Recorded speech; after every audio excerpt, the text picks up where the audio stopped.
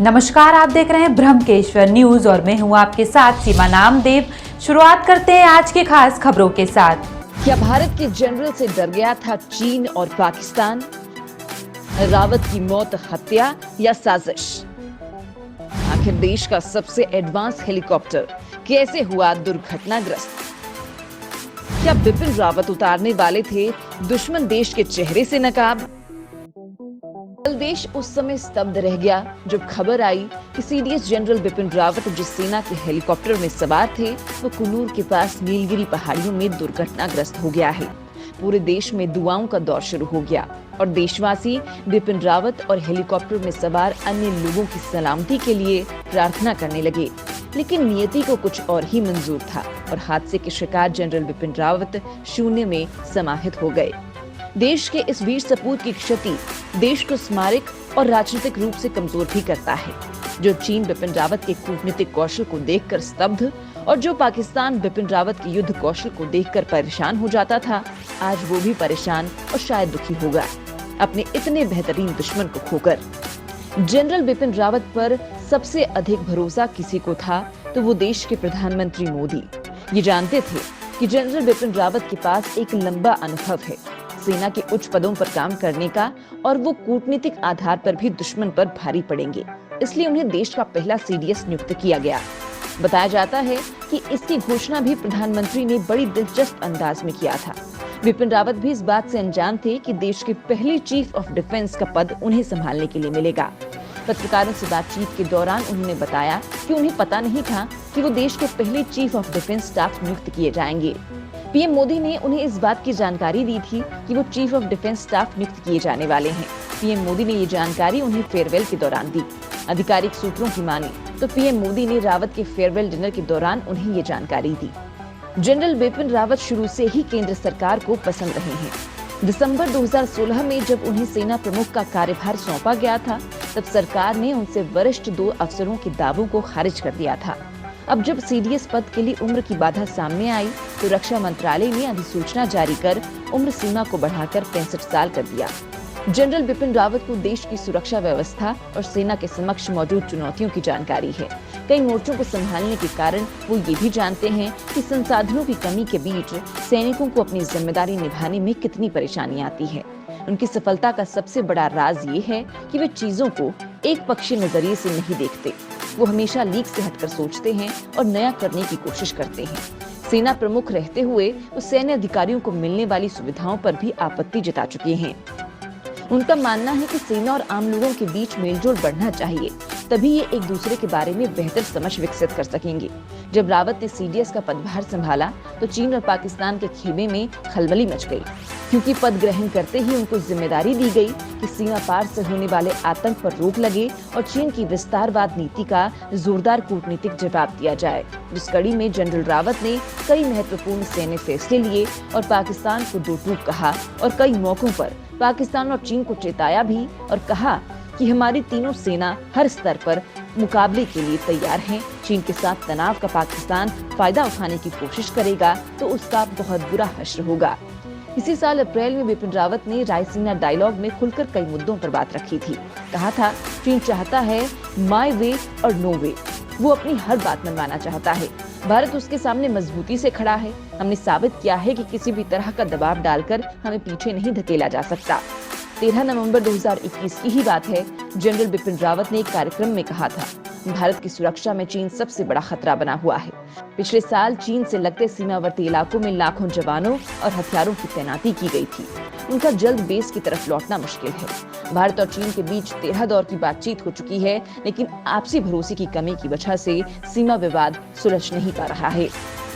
Vivekananda international foundation के कार्यक्रम में जनरल बिपिन रावत ने कहा था, हमें इस बात का एहसास है कि तकनीक के मामले में चीन काफी सक्षम है। वो भारत पर साइबर हमले करता रहता है। भारत भी चीन के साइबर अटैक से निपटने के लिए अपने साइबर डिफेंस सिस्टम को मजबूत करने की पूरी कोशिश में जुटा हुआ है। चीन अगर मजबूत है तो भारत भी अब कमजोर नहीं है। भारत अपनी सीमा पर किसी भी देश को अतिक्रमण नहीं करने देगा। अब हालात 1962 जैसे नहीं हैं। हर क्षेत्र में भारतीय सेना की ताकत बढ़ी है। बिपिन रावत अभी कई प्रोजेक्ट्स के ऊपर काम कर रहे थे, जिससे मुख्य रूप से general Bipin Rawat integrated theatre command project पर भी काम कर रहे थे। इस प्रोजेक्ट की भी आलोचना होती रही है और सेना के अंगों के बीच में ही इसे लेकर मतभेद नजर आए हैं। वायुसेना का कहना है कि भारत भौगोलिक दृष्टि से इतना बड़ा नहीं है कि यहाँ थिएटर कमांड्स की जरूरत पड़े। वहीं नौसेना भी वर्तमान मॉडल को ही बेहतर मानती है। साथ ही थिएटर कमांड के गठन से सेना के अलग अलग अंगों को अपनी स्वायत्तता कम होने की भी आशंका है। नए सीडीएस के सामने तीनों सेनाओं के बीच तालमेल बिठाते हुए थिएटर कमांड के प्रोजेक्ट को सुचारू तरीके से चलाने की बड़ी चुनौती थी। विपिन रावत जिस तरह से इंपोर्ट को कम करने के उद्देश्य से स्वदेशी हथियारों के इस्तेमाल को बढ़ावा देने का प्रयास कर रहे थे, उसे आगे बढ़ाना जटिल काम होगा। एडवांस एवियोनिक्स, हवाई हथियार, टैंक्स के लिहाज से देसी टेक्नोलॉजी और विदेशी मॉडर्न टेक्नोलॉजी में अंतर है। आर्मी प्रोजेक्ट्स में देरी और भ्रष्टाचार पर भी सख्त थे विपिन रावत। इसे लेकर उन्होंने 3 सैन्य प्रमुखों को पत्र भी लिखा था, जिसमें सैनिकों के लिए रेजिडेंशियल प्रोजेक्ट्स में देरी और भ्रष्टाचार के खिलाफ सख्त कदम उठाने के निर्देश दिए थे। इस पत्र में खास तौर पर विवाहित आवास परियोजना के तहत किए गए कार्यों में भ्रष्टाचार पर चर्चा की गई थी। इस पत्र के बाद सैन्य प्रमुखों ने कंपनियों पर कार्रवाई भी की थी। आखिर जनरल बिपिन रावत का जाना कोई हादसा है या कोई साजिश? क्योंकि GMI-17 advance helicopter general Bipin Rawat सवार थे उसमें। देश के प्रधानमंत्री सफर भी करते हैं, तो क्या हेलीकॉप्टर की जांच नहीं हुई थी उड़ान भरने से पहले, या किसी तकनीक खामी को जानबूझकर छोड़ दिया गया था? हेलीकॉप्टर खराब मौसम का शिकार हुआ या खराब साजिश नीयत का? सवाल अभी कई हैं, लेकिन जवाब मिलना शेष है। और हम ये बात यूं ही नहीं कह रहे, हम सभी जानते हैं कि जनरल बिपिन रावत चीन की विस्तारवाद नीति के सख्त खिलाफ थे और इतिहास गवाह है कि अगर किसी देश का सैन्य जनरल चीन के खिलाफ जाता है तो उसके खिलाफ साजिश शुरू कर देता है, जिसके प्रमाण हमें इतिहास के पन्नों से मिलते हैं। इससे पहले 2020 में जनरल रावत की तरह ताइवान के सेना प्रमुख शीन यीमिंग की भी हेलीकॉप्टर क्रैश में मौत हुई थी। वो भी चीन की आक्रामकता का जवाब पूरी आक्रामकता से दे रहे थे। हमारे परमाणु वैज्ञानिक भी हादसे के नाम पर साजिश का शिकार किए जाते रहे हैं। डॉक्टर भाभा पर तो बहुत दिन बाद खुलासा हुआ था कि वो अमेरिका की CIA की साजिश का शिकार हुए थे। रावत की कार्यप्रणाली से चीन बहुत परेशान था। लद्दाख से लेकर अरुणाचल प्रदेश तक चीनी फौज जनरल बिपिन रावत की अगुवाई में चल रहे प्रोजेक्ट से परेशान थी। वो रावत ही थे जिन्होंने मोदी सरकार को high beam laser, bio weapon, satellite weapon के खतरों पर आगाह करके इस दिशा में तेजी से काम बढ़ाने के लिए कहा था। वो लगातार सीमा पर चीन के लिए आक्रामक थे, लिहाजा बहुत संभव है कि उनका हेलीकॉप्टर चीनी एनर्जी वेपन का शिकार हुआ हो, क्योंकि हेलीकॉप्टर नीचे गिरने से पहले आसपास के लोगों ने बहुत ही तेज आवाज सुनी थी और इसमें बहुत तेज आग लग गई। ये बात सिर्फ हम नहीं कह रहे, सेना के पूर्व अधिकारी और कई नेताओं का भी कहना है कि इस विमान हादसे की जांच जरूर होनी चाहिए।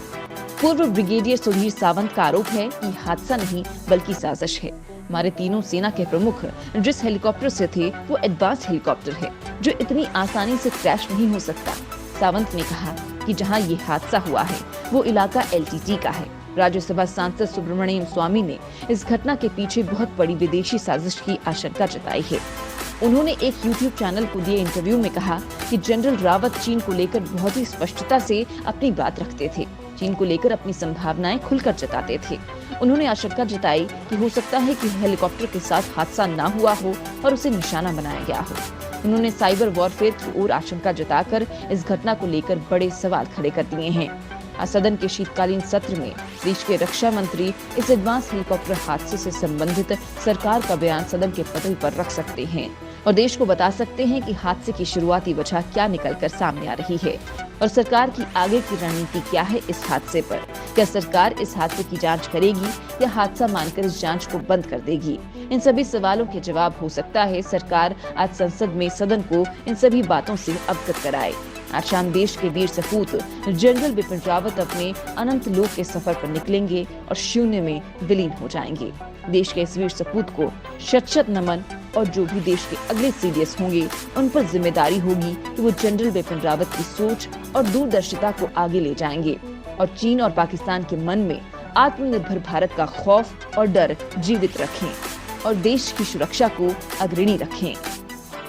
फिलहाल के लिए इतना ही। खबरों का सिलसिला लगातार जारी है। आप बने रहिए ब्रह्मकेश्वर न्यूज के साथ और लेटेस्ट खबरें पाने के लिए हमारे चैनल को सब्सक्राइब अवश्य करें और बेल आइकन दबाना ना भूलें। नमस्कार।